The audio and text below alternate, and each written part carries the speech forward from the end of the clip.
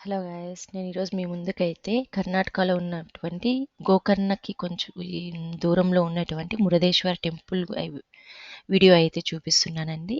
So ఇది మీకు చూపిస్తున్నటువంటి రూట్ వచ్చి మనం ప్రైవేట్ వెహికల్స్తో వెళ్తే డైరెక్ట్గా ఇక్కడ రూట్ వస్తుందండి. లేదు మనం పబ్లిక్ ట్రాన్స్పోర్ట్ ద్వారా వచ్చినా కానీ లేదా ప్రైవేట్ వెహికల్స్ ద్వారా వచ్చినా కూడా మనం డౌన్ నుంచి ఎంటర్ అవ్వాలి అనుకుంటే కూడా స్టెప్స్ ద్వారా కూడా ఎంటర్ అవ్వచ్చండి. ఆ వ్యూ కూడా చాలా బాగుంటుంది.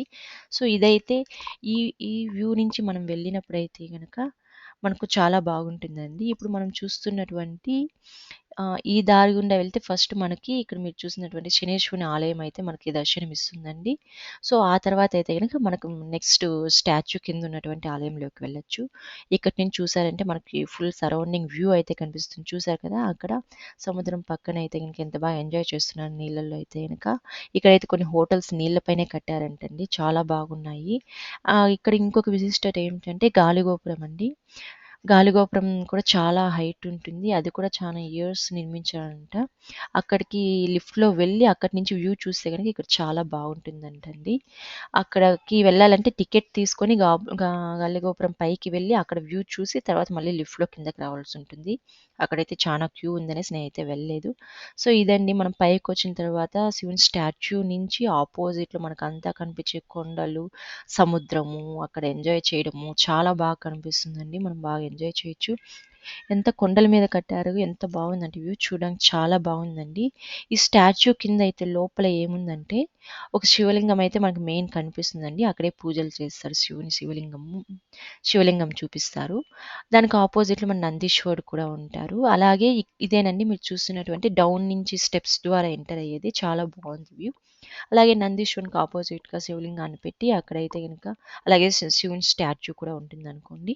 సో, ఇంక మనం దీని కింద లోపలకెళ్ళామంటే అక్కడ ఏముంటుందంటే గోకర్ణలో ఎలా అయితే శివుని ప్రతిష్టాపన జరిగింది అనే కథని విత్ బొమ్మలతో మనకి చాలా బాగా ఎక్స్‌ప్లనేషన్ చేశారు. అంటే రావణాసురుడి బొమ్మ, వినాయకుని బొమ్మ ఎలా శివలింగాన్ని కింద పెట్టేశారు, అక్కడే ప్రతిష్టాపన అయ్యింది.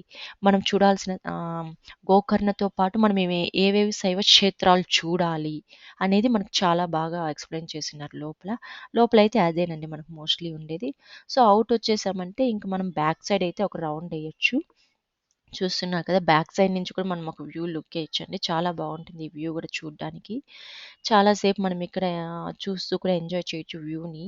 మొత్తం సముద్రమే కనిపిస్తుంది. దూరంగా ఉన్న కొండలు, బోటింగ్ చేసేవాళ్ళు, అలాగే ఇక్కడ ఎలా అయితే శివుని స్టాచ్యూని క్రియేట్ చేశారు, బ్యాక్ ఎండ్ డిజైన్ కూడా మనం చూడొచ్చు. బ్యాక్ ఎండ్‌లో ఎలా కనిపిస్తుంది మనకు, ఫ్రంటే కాదు బ్యాక్ ఎండ్‌లో కూడా పాము యొక్క తోక కానీ, ఒక ఆహ్, బ్యాక్ ఎండ్‌లో శివుని యొక్క విగ్రహం ఎలా కనిపిస్తుందనేది కూడా మనం చూడొచ్చనమాట. చాలా హైట్ అయితే ఉందండి ఇక్కడ. విత్ హెయిర్స్‌తో సహా స్టాచ్యూ అయితే చాలా బాగా కనిపిస్తుంది, శివుని యొక్క హెయిర్స్‌తో సహా. చూసారు కదా అక్కడ బోటింగ్ అయితే ఎంతమంది ఎళ్తున్నారో, ఎంత లోపలికెళ్లారో చూసారా? వాళ్ళంతా మోస్ట్‌లీ అక్కడ చేపలు పట్టే వాళ్ళ ఉంటారండి. ఇంకా ఇక్కడ చూడాల్సిన విశేషాలేమంటే, ఇక్కడికొచ్చిన వాళ్ళు చాలా మంది చేపలు చేపలతో చేసినటువంటి చాలా స్పెషాలిటీస్ ఉంటాయి ఇక్కడ. స్పెషల్ చేపలండి ఇక్కడైతే గనక. ఈవెన్ గోకర్ణలో కూడా మోస్ట్‌లీ చేపలు దొరుకుతాయి. అలాగే ఇక్కడ మురుడేశ్వర్‌లో కూడా చేపలు దొరుకుతాయి. చేపలతో చాలా రకాల ఐటెమ్స్ అయితే చేస్తారండి ఇక్కడ. చాలామంది ఇష్టంగా కూడా తింటూ ఉంటారు ఇక్కడికొచ్చిన ఐ మీన్ దర్శనం అయిపోయిన తర్వాత, వాళ్ళంతా ఎంజాయ్ చేసిన తర్వాత. సో, ఇంకా ఇలా చూసారంటే గనక ఇక్కడికొచ్చిన వాళ్ళలో అంతా కూడా ఇక్కడ మెయిన్ ఈ వ్యూ చూడడము, ఇక్కడ టెంపుల్ దర్శనం చేసుకున్న తర్వాత గాలిగోపురం మీద నుంచి సరౌండింగ్స్ వ్యూ చూడడము. సో, ఇలా అయితే ఉంటుందండి. సో, ఇక్కడ చూసారంటే పుట్టతో సహా నేనైతే పుట్టేమో అనుకున్నాను. కానీ ఇది కూడా వాళ్ళు క్రియేట్ చేసిందేననమాట. డిజైన్ చేసిందే. పుట్టలాగానే ఉంటుంది మనం ఫస్ట్ టైమ్ చూస్తే గనక. అది కూడా వాళ్ళు డిజైన్ చేసిందే అండి. చాలా బాగుంది శివుని స్టాచ్యూ విగ్రహం అయితే గనక. ఫ్రంటే కాకుండా మనకి ఫ్రంట్ ఎంత బాగా అయితే కనిపిస్తుందో వెనకాల నుంచి కూడా అదే అందంగా అయితే ఉంటుందండి స్టాచ్యూ కూడా.